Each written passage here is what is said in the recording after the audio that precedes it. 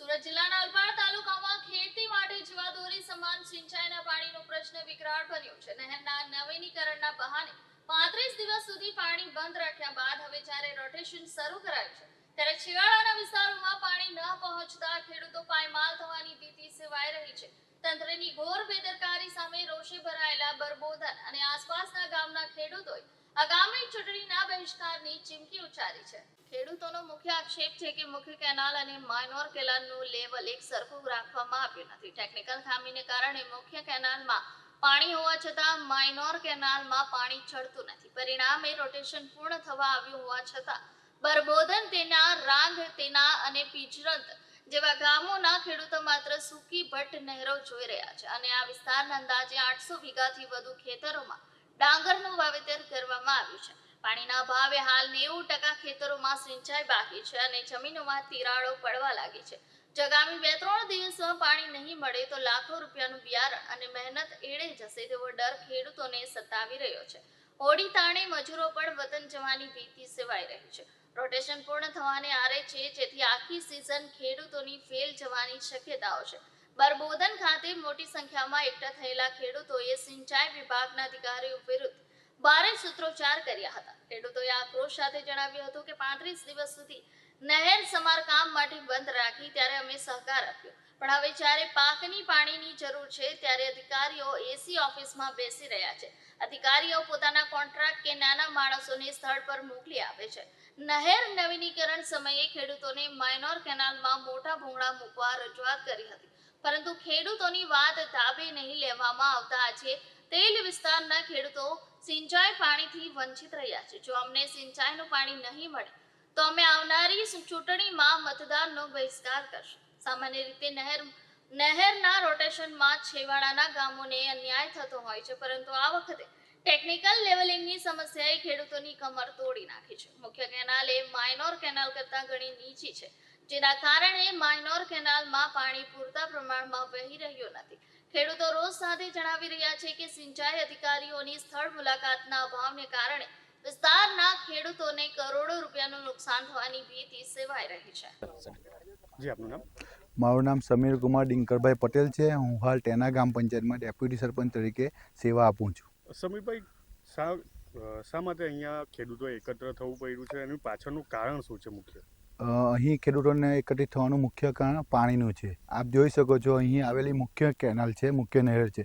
એમાંથી આ ફોયેલ ફાટામાં અમારા અંદાજિત 4 ગામોને પાણી મળતું હોય છે સિંચાઈ માટે: બરબોધન, ટેના, ટેનારાંગ અને પિંજરરાંગ. અહીં 4 ગામના 90% ખેડૂતો ખેતી પર આધારિત હોય છે, નિર્ભર હોય છે. જો ડાંગરની રોપણી નહીં થઈ શકે તો મોટું આર્થિક નુકસાન અમારા ખેડૂતોને 90% ખેડૂતોને છે. આના લીધે કોઈ અધિકારીઓને રજૂઆત કરી છે? કોઈની રજૂઆત કરી છે ખરી? હા, અમારા દ્વારા તો ખરી જ, પણ અમારા ગામના બધા આગેવાનો તરફથી વારંવાર અહીંયા સિંચાઈ વિભાગના અધિકારીઓની રજૂઆત કરવામાં આવી છે, પરંતુ એ લોકો અમને ખોટા વાયદા, ખોટી માર્ગદર્શન આપીને એ કામ કરતા નથી. બસ ખાલી વાયદા જ આપે છે, પણ કામ કોઈ કરતા નથી. હાલની તારીખે આપ જોઈ શકો છો, આજે ફેબ્રુઆરીમાં મુખ્યમાં ફેબ્રુઆરીમાં 12 થી 13 તારીખે પાણી મળી જતું હોય છે. આજે 22-23 ફેબ્રુઆરી થવાની, હજુ સુધી અમારા ગામની સીમમાં એક પણ ટીપું પાણીનું પહોંચ્યું નથી. શું આશા અપેક્ષા રાખો છો? અમે આશા અપેક્ષા એ રાખીએ છીએ, પહેલાં તો એ લોકોની મુખ્ય બેદરકારી એ છે કે આ મુખ્ય નહેર છે એના ફોયેલ ફાટામાં 1 ફૂટ 2 ફૂટ નહેર આ ઊંડી કરી નાખવામાં આવી છે. પહેલું તો અહીંયાથી એ લોકોએ ઘણા નાખવાના હોય છે. એ કામગીરી એ લોકો કરી નથી. જે નથી કરવાની આગળની કામગીરી કરી નાખી છે. એટલે કે કોઈ અમારા ગામને એ લોકો સંપૂર્ણપણે અન્યાય કર્યો છે. પાછળથી વર્ષોથી અન્યાય કરતા આવ્યા છે. આજે પણ તમે જોઈ શકો છો, અમારી કામગીરી જે પહેલી કરવામાં આવવાની હતી એ નથી કરી. તમે જોવો છો, અમે ભવિષ્યમાં જો આ કામગીરી અમે અહીંયા અમારા ખેડૂતો ડાંગરની રોપણી ન કરી શકે તો અમે જિલ્લા પંચાયત, તાલુકા પંચાયતનો બહિષ્કાર કરવાના છે.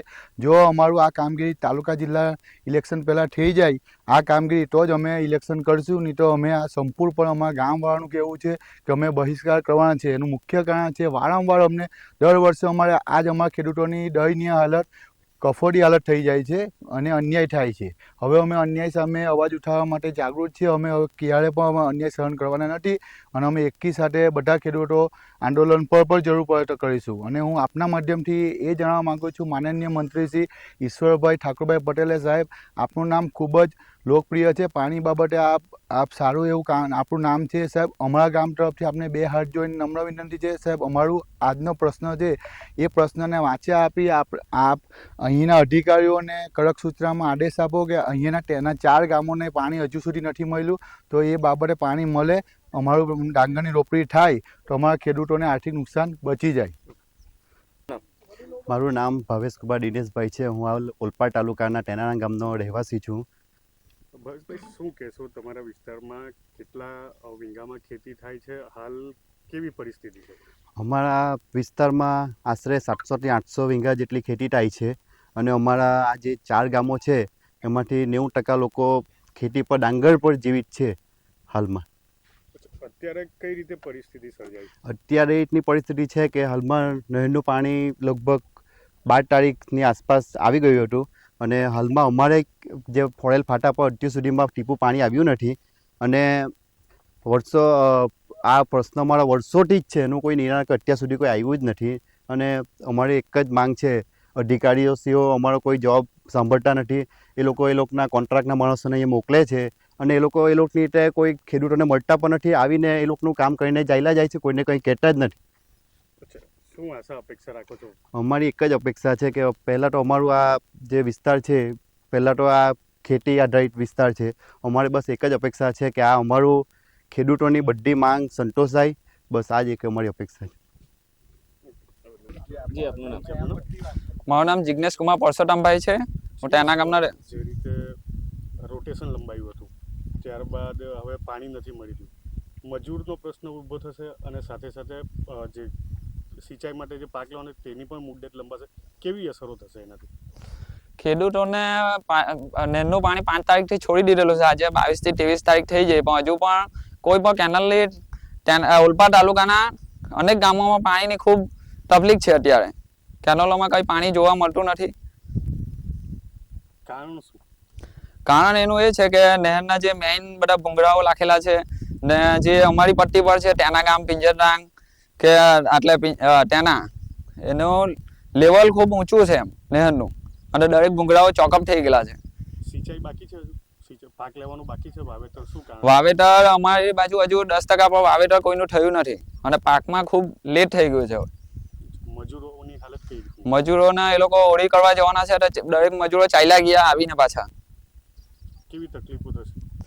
તકલીફો ખેડૂતોને ડાંગરની વાવડી થવાની જ નથી આ ફેરી.